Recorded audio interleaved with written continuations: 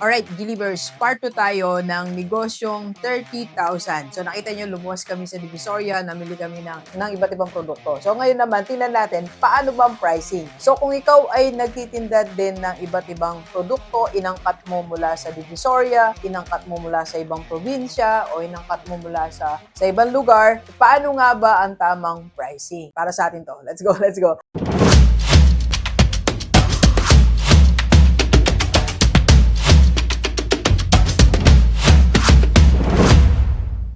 Okay, so una, bakit nga ba natin kailangan ng tamang pricing? Alam niyo, sa pagpipresyo ng ating mga produkto, unang-una, bawal yung hula-hula lang. Hula ko lang, baka ganito. Or bahala na, basta ito yung presyo. Hindi pwede yung ganon. Kailangan meron tayong computation. Why? For 3 reasons. First, i-consider natin yung profitability o yung magiging profit natin. Kasi kailangan kumita tayo. Pag alatsamba lang or bahala na system ang in-implement mo sa pricing, baka mamaya nalugi pa tayo, sayang naman ang yung effort. So, hindi tayo kikita. Kailangan kumita tayo. Second, kailangan din masiyahan din yung ating mga kliyente o customer natin. Yung bang nasagot natin yung kanilang mga problem solution by offering our products. Sobra naman yung kita mo sa mga kliyente mo. Huwag naman nating samantalahin yung ating mga kliyente.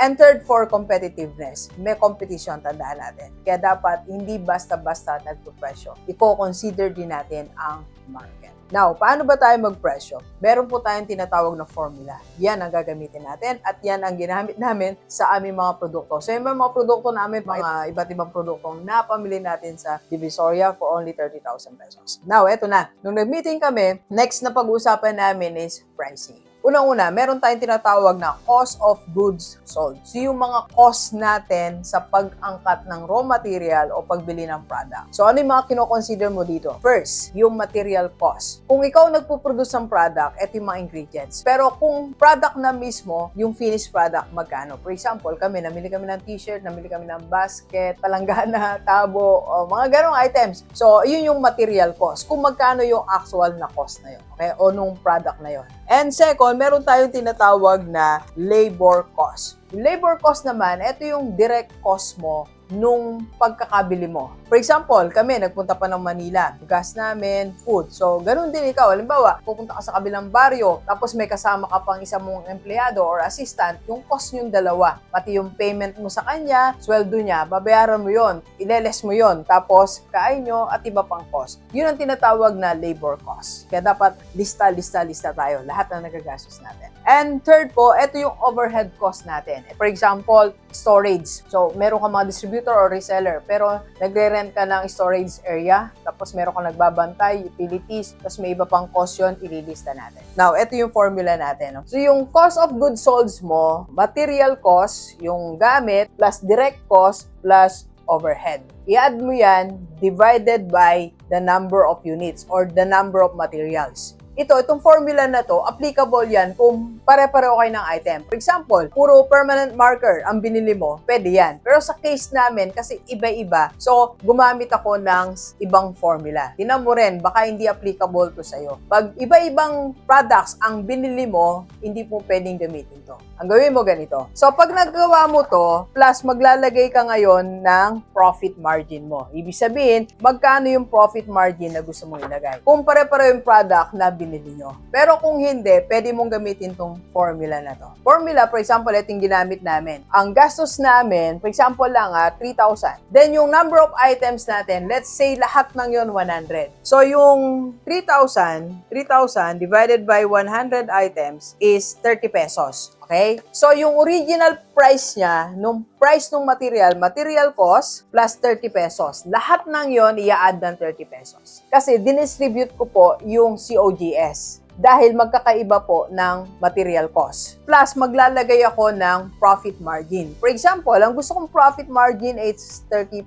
So, plus 30%. So, bahala ka na kung magkano or ilang percent ang profit margin mo. Ibig sabihin, ito yung idadagdag mo sa presyo. For example, mag-actual computation tayo. So, alimbawa po ganito. Gagamitin natin 100 plus 30 plus gusto ko 30% ng profit margin. So, 130 times 30%, 130 times 0.30 is 39 pesos. So, 100, material cost, 30, yung expenses namin. So, 30, 130 yan, times 30%, 39. So, magiging 169 ang product. 169 ang presyo nung itong item na to. Halimbawa, ito yung permanent marker. Nakuha niyo yung pagpresyo. So, in that way, pag ginawa natin to, wala tayong nalimutang expenses. Kasi minsan, nag-aadagad tayo ng profit margin, wala yung expenses natin. I-distribute natin yung expenses natin sa lahat ng items. Yun po yung formula ko. Bahala po kayo kung gusto nyo ng ibang formula or paano nyo siya gagawin. But for me, this is very easy. Tapos, sure ka pa na wala kang may iwang expenses na hindi nakasama, and friendly din sa customer natin. At the same time, kikita ka and makakompete ka sa market. So, wag tayo masyadong sobrang malaking kita inahangad natin, mawawalan tayo ng kliyente. Wag din naman tayo matatalo. Okay, so use this formula. Item, yung presyo ng item, plus expenses nyo, divide nyo sa number of items, plus profit margin,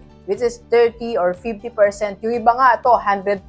So, mamaya pag-usapan pa natin yan. So, that's how you do the pricing. Kaya kami, nag-meeting kami after naming mamili. Kaya nga, kailangan meron din kayong meeting. Mag-meeting kayo o ikaw mismo, mupo ka, magbilang ka ng items, tinan mo yung presyo, tapos kayo ay mag-compute ka kung magkano ang cost. Para ready ka. Kinabukasan, magbenta mo, meron kang computation. And that computation is very accurate. Hindi ka nang hula, hindi bahala na. Siguradong may income ka. Now, tingnan naman natin ngayon. Tuloy pa rin tayo sa pricing. So, paano nga ba ang pricing natin? First, dapat ang price natin dito sa profit margin mo, tingnan natin, is competitive.